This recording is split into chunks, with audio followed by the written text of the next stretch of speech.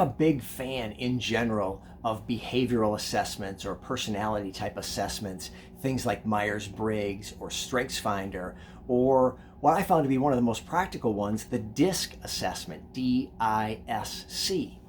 And what I love about DISC is that I find it to be sophisticated and complex enough to bring real value and insight, but simple enough to frankly remember it and to be able to apply it in real life and in real time to help you communicate with other people. And that is a big part of what all these assessments are about. It's about knowing yourself, but then being able to help you know how others are the same as you or different than you and help bridge that communication gap. We tend to struggle the most communicating with people who are least like ourselves. So you got to first know yourself and then know how to assess that they're different than you in order to make those accommodations. So DISC you can find online. The model itself is not copyrighted. What is copyrighted are the questions or the tests that are used to get to the results, as well as those results themselves, like the reports that you can get, which can be one page, really simple, to 30-page type reports. So you can find free assessments online. You can also find them paid for anywhere between $12 and $100.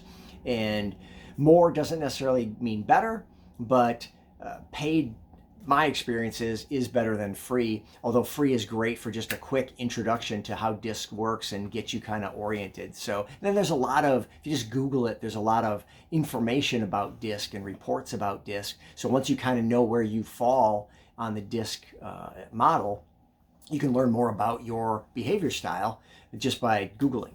So lots of options there. Strongly encourage you to go check that out. I've just found it to be really, really helpful. And one warning, though, is what I've seen, and it came up recently, is I've got a friend who just learned about DISC in the last few months, and she really got excited about it and learning how to communicate with the team that she leads, and learning about how she communicates and her natural styles, and then about the different behavior types within her team. And one of the goals of DISC, again, is to help you accommodate other people's styles. So as you probably know by now, I tend to talk fast and bring a lot of energy, and that works great for a certain type of person, typically the D and usually the I or maybe the C, but definitely not the S. The S is the opposite. They're slower, they talk more quietly, they're more concerned about people. How are you doing? Not what are you doing, which is always my question because I'm very task-oriented. And so she has been working very hard to accommodate her teammates.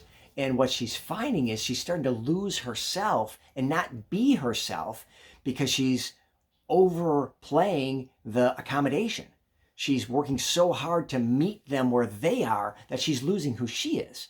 And as we all know from communication, if you're in any kind of a personal relationship, you know that it's not a 50-50, it's a 100-100. You've got to go all in, and the other person has to go all in order for it to work. And otherwise, it's just you going all out, but you can't kind of make the other person. It's like pushing on a rope. Like you can't create communication unilaterally. You by yourself cannot create a relationship or communication. You got to have some reciprocal, right? The other person's got to come too. Ideally, 100-100. You got to both be all in, but in a personal relationship, in a business relationship, you got at least like probably 50-50, right? Like to connect. And she was finding that she was going all in, but wasn't getting enough back. And part of that might have been because she was going so far that they didn't feel like they needed to go very far to come back toward her. But in the end, she was losing who she was. And she wasn't being her true self and allowing them, frankly, to accommodate her a little bit.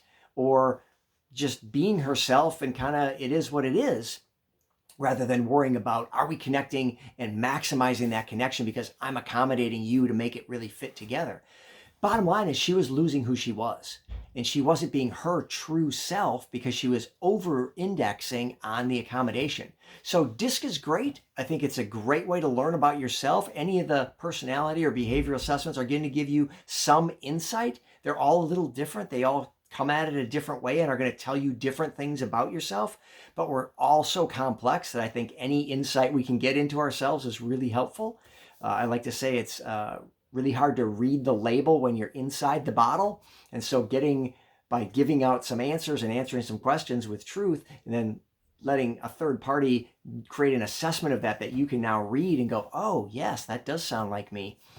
Anyway, that's all super helpful. The risk, though, is that you work so hard with DISC to accommodate others that you lose yourself. So definitely check out DISC if you haven't already. Check out other behavior and personality assessments if you get a chance to. Again, I think they're all really valuable. And make sure that you're using them to understand yourself and understand others, but don't lose yourself in trying to connect with others.